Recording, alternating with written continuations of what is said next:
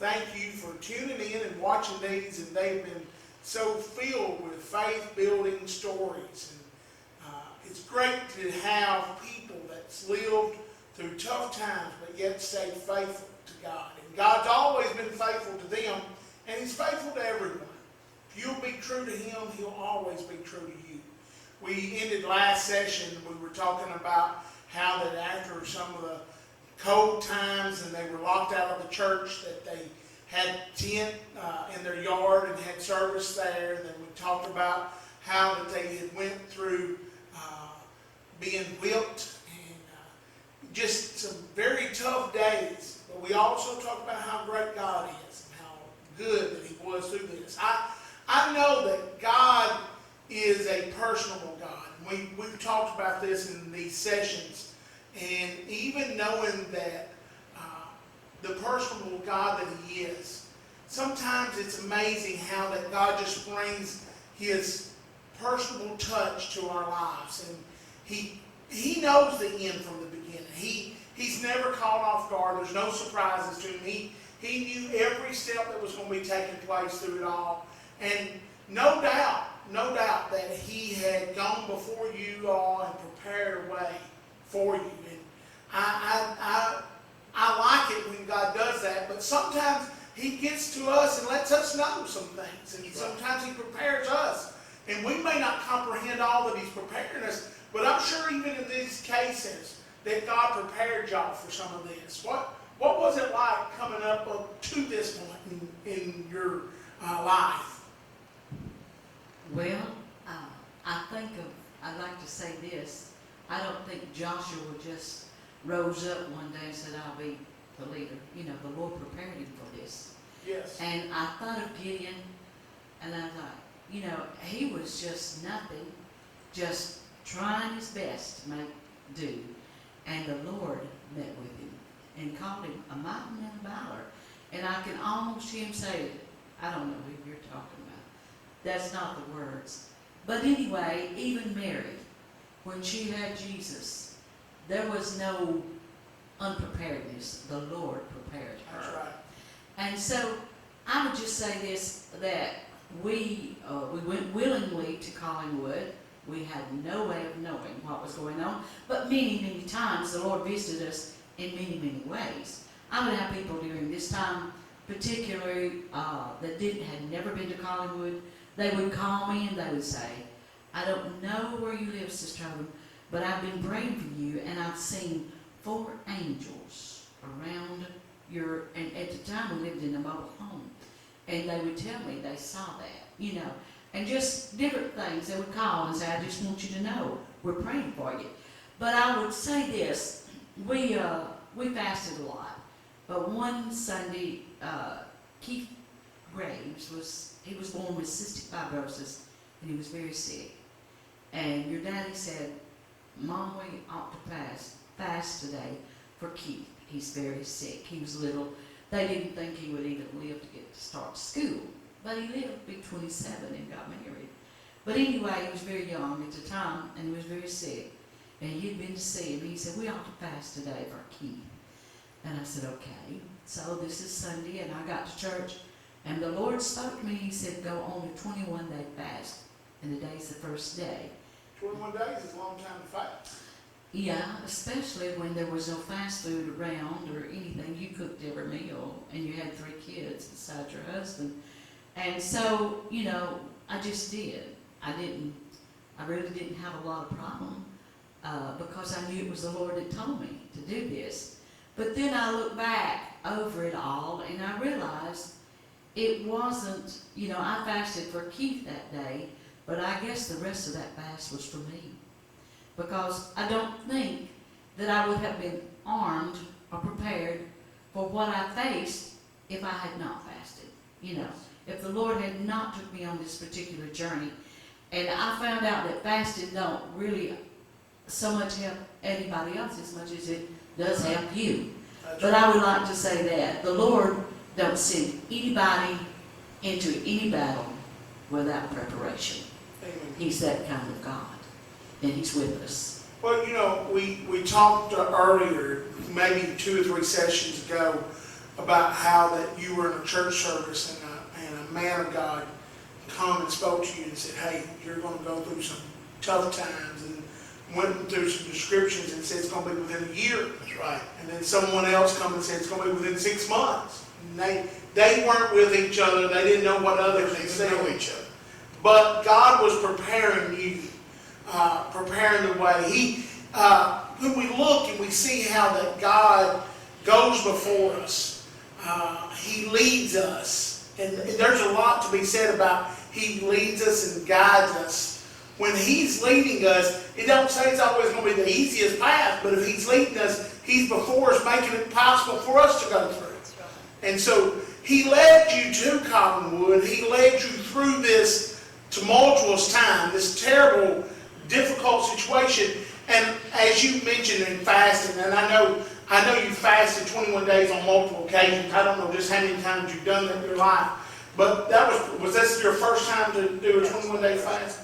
21-day fast is probably, again, at that time, it probably been the most difficult thing you'd ever tried to tackle on your own. But He was preparing you to know that this is not just a fleshly battle. This is a spiritual thing. And the way that we grow in spiritual matters is by killing out flesh. And there is no better way to kill. And again, I'm open for your opinions on this, but I don't think there's no better way to sacrifice flesh and kill out flesh than fasting. It gets there quick. It works. Yes. It works. Maybe I was just had a lot of flesh. But I needed it. So you were prepared, even though it's hard to be prepared for being whipped. Well, it was a combination of things, like before this. I mean, we had a dryer, but we did not have it hooked up for a while. So I had to hang my clothes outside. Well, this lady would holler at me, and I would just have to sing while I hung my clothes, because she was just hollering at me across the fence, down to my place. Well, I hated to go outside, but I had to do this. I had to hang my clothes out. There was just, it was just every cook in turn, you'd say, they tried to, just be there, but the Lord just strengthened us. Well, again, I say, and I know Daddy was a man of prayer and fasting, and you were praying and fasting, and again, if you weren't, flesh would have rose up and you would have retaliated fleshly instead of letting God fight your battles. Right. And you might not have realized that, but that may have been the very reason that God had you going through these fastings, these times of fasting, so that you could not, flesh wasn't in control. That's right. It couldn't be. That's right. And when you think about being prepared, some of the things you don't know how to get prepared for, but you don't have to. That's right. If you've got your flesh under control and you're submitted to God, at the moment, even Jesus said, when they deliver you up before magistrates and judges, take no thought of what you shall say. For it will be given you the Holy Ghost to give it to you in the hour that you need it. So, and speaking of magistrates and judges, you were being led right into this. Y'all were being carried right to the magistrates and judges. And so you didn't know how to be prepared. I mean, you're a young preacher's wife, 20s, early 20s, mid-20s by now. You didn't know how to be prepared for it, but you wind up and you find yourself in court.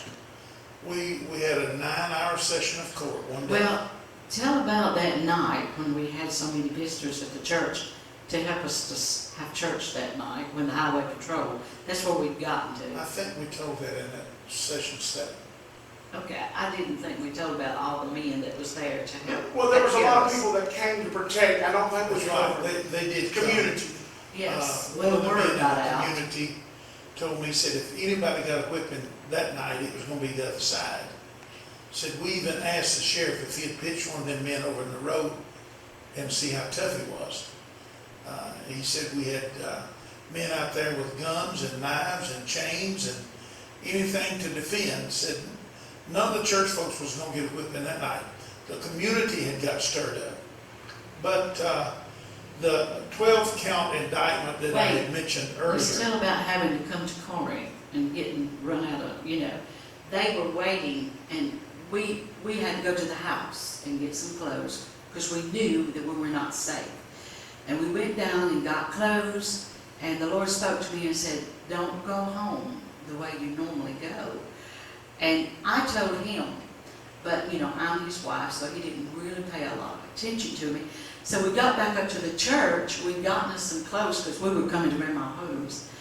And we got back up to the church, and one of the young preachers that was there with us that night, he come running out to the road, and he said, Brother Hodum, I don't know how you go home, but the Lord said to tell you, don't go home like you normally My go. home is here in Corinth. Yeah, don't go to Corinth like you normally go to your home. They knew we were leaving.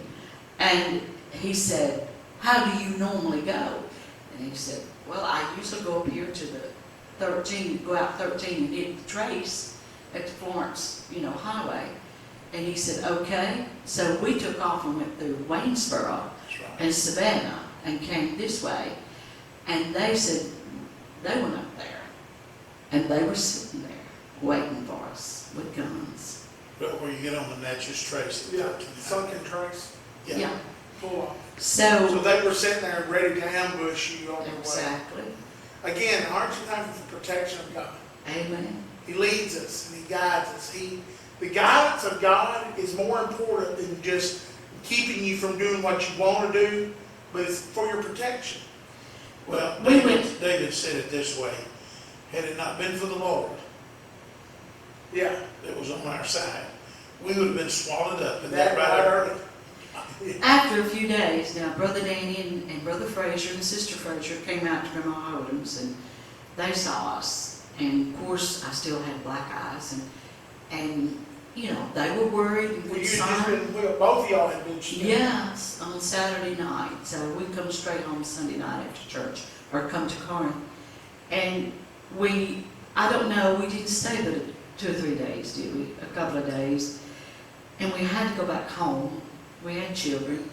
And we went back home, and we went to our trailer to get more clothes, because we knew we couldn't stay there. And they, again, come down the road, and they followed us. We got in our vehicle, and we left, and they followed us out, and they were chasing us. We went through town, and he lost them. He just was pretty quick with his driving, and he was pretty fast too. But anyway, he whirled around, and they had to go on. They couldn't turn as fast as we did, and we went down to Jerry Graves, Brother Jerry Graves at the time, and several of the church people were there, but we were not in touch. They didn't know we were coming. And from there, we went and stayed with Brother Gene and Sister Linda Jones for 2 weeks.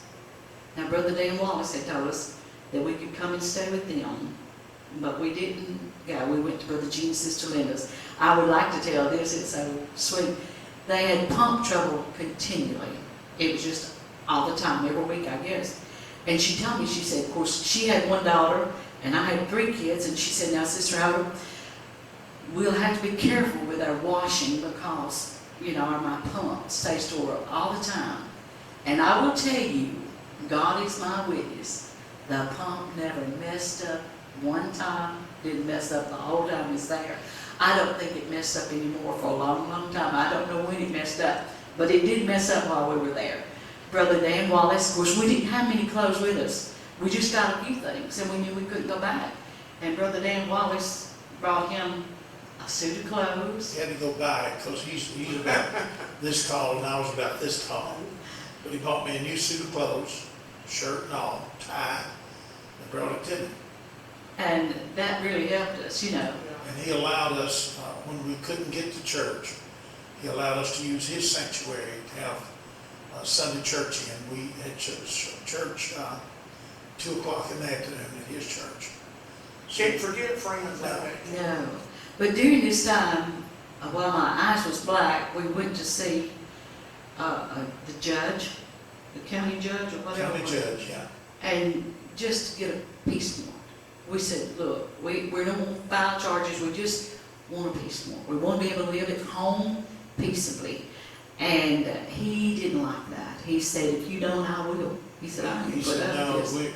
said, we're not putting up with this in this county, they're going to the pen. And I said, no, now, we don't want that, we're not charging them with anything, all we want is a peace warrant, so that, we can live and have church. And I'm sure your attorney had recommended this. Y'all probably met with him during this time? Yeah, we already had him, yeah. But, no, we didn't ask him about getting a peace warrant at that time. We did after we talked with the judge. Okay. But the judge said, no, I'm sending them to the pen. I said, no. And he kept on, he was so adamant about it. I said, well, now, if you send them to the pen, it'll be without my help. Because I'm not wanting to punish them. All I want to do is just get it where we can have church and be peaceful and have, and we can stay at our house without getting shots through the house and so forth. And so, he recommended getting a peace warrant then.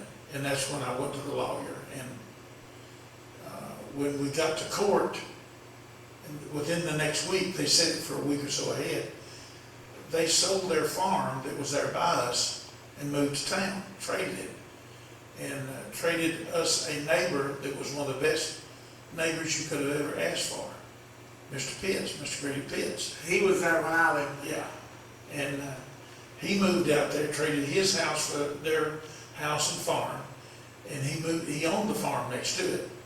So he moved out there and was our neighbor from, I don't know how many years before he moved back to town, before he died. But as fine a neighbor as you could ever ask for, you know. Yes. But, So all this was happening and they just traded to get away. well, they were afraid after now. court, We were going to it court, was they were looking afraid. bad. Yeah. And, of course, the Attorney General came, and he usually wouldn't have been involved in something just for a peace warrant, but he was involved because of all the things that had been happening. And he talked to us, and he said, well, a peace warrant is very dangerous, because if they violate it, they're going to be locked up immediately, and they'll stay there until court. They can't get out on bond.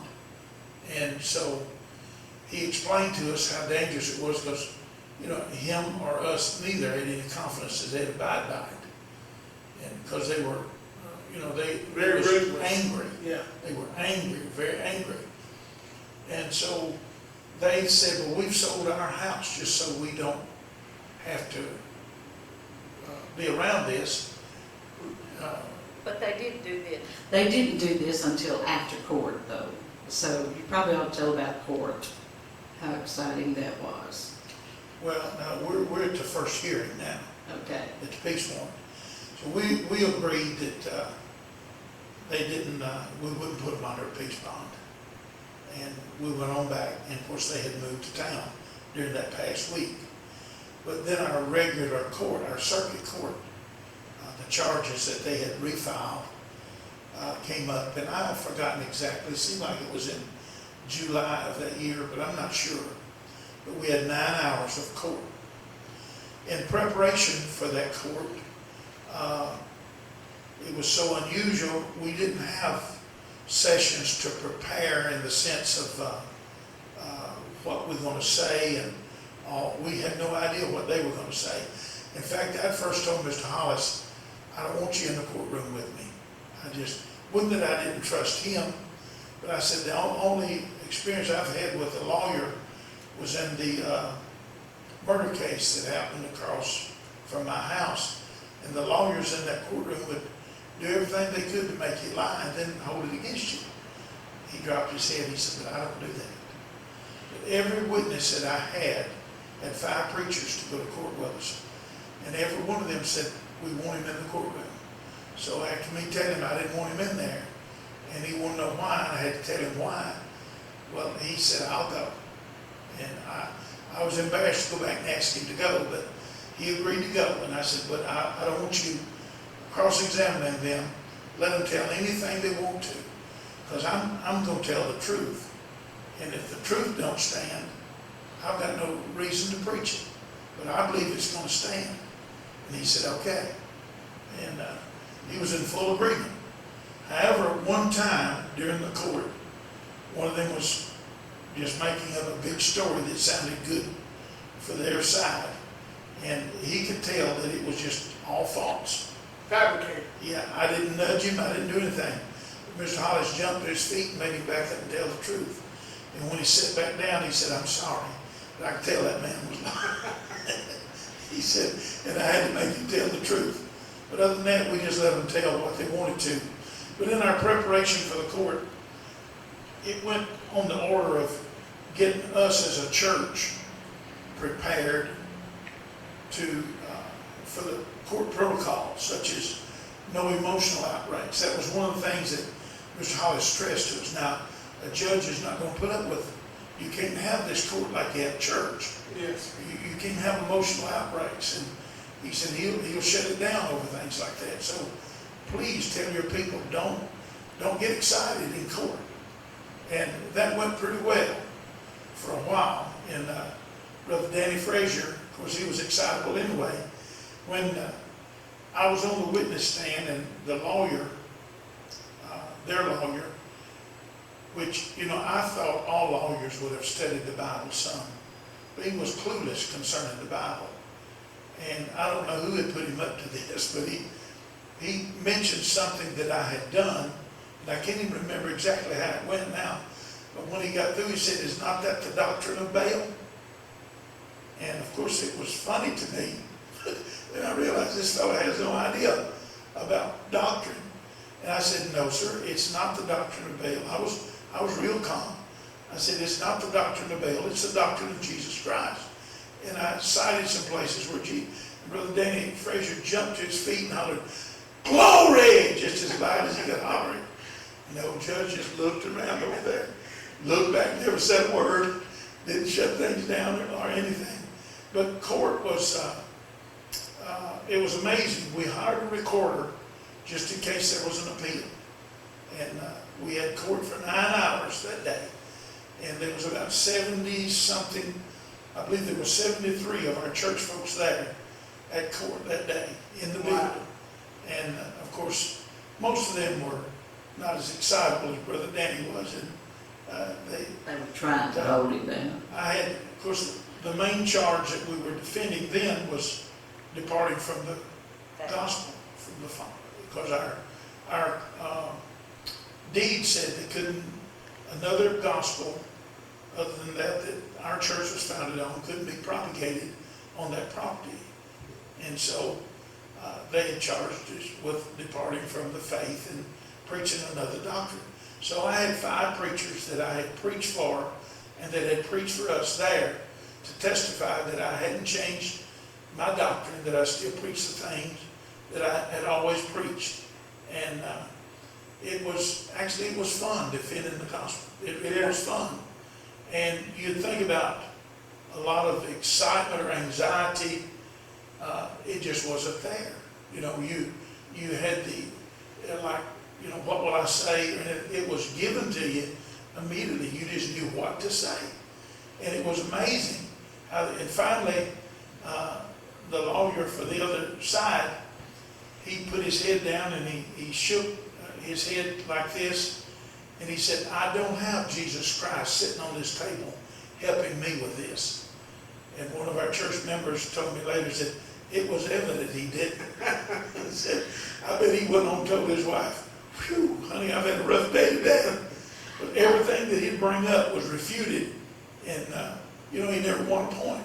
The whole 9 hours. Some of the things that was said and done was just very interesting, like the time that he asked Brother Danny if we had honky-tonk music. That was one of the charges that we had. Yeah, he wanted to know if Brother Danny, in his preaching there, if he had ever witnessed us playing honky-tonk music.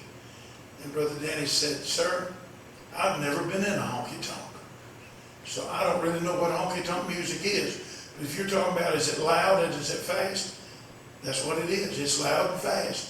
If that's what they have in honky-tonks, it may be, but I've never been in a honky-tonk." So, Brother Chalk was an elderly gentleman. He pastored at Milledgeville. And I preached for him several times a year.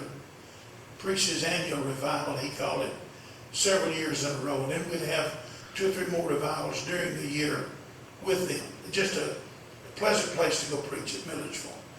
And he was on the stand testifying, and the judge had just kind of hunkered down in his chair like this and laid his head back and looked like he was asleep.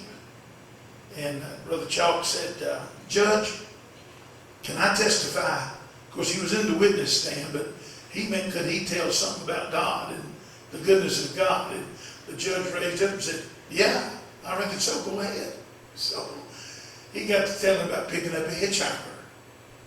And then he realized, this is not a man that I picked up. This is an angel.